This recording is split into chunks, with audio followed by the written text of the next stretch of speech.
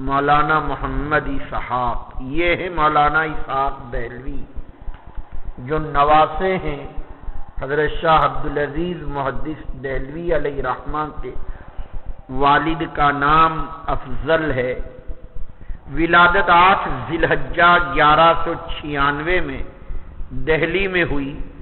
نانا کے پاس رہنے کی وجہ سے نانا جان نے آپ کی تربیت کی اور آپ نے صرف اور نحو مولانا عبدالحی بودھانوی سے، جن کا ذکر ماقبل میں گزر چکا ہے، اور آپ نے باقی علوم شاہ عبد القادر ابن شاہ ولی اللہ یعنی اپنے نانا کے بھائی جو نانا ہی کہلاتے ہیں ان سے استفادہ کیا، اور بعد میں علوم حدیث کو اپنے نانا سے شاہ عبدالعزیز محدث دہلوی سے استفادہ کیا۔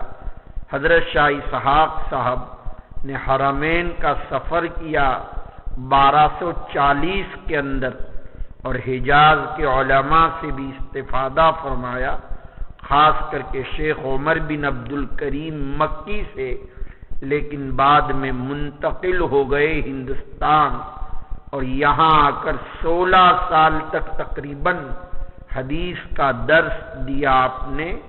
پھر ہجرت کر کے اپنے اہل کے ساتھ مکہ مکرمہ 1257 میں تشریف لے گئے، جب آپ کی عمر 62 سال کی تھی۔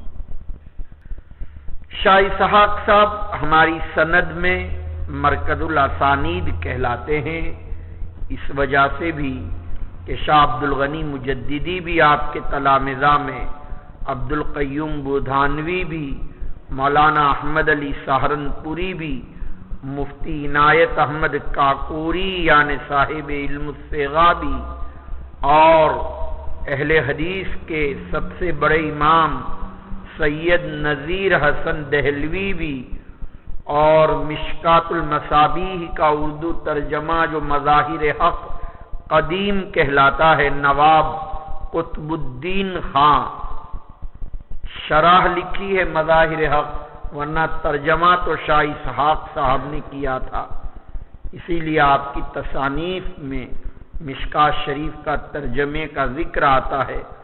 بعد میں شرح کی شکل دی آپ کے شاگرد نواب قطب الدین خان دہلوی نے، جس کو آپ مظاہر حق قدیم کہتے ہیں، اور جدید کوئی عبداللہ جاوید غازی پوری کی طرف آپ منسوب کرتے ہیں۔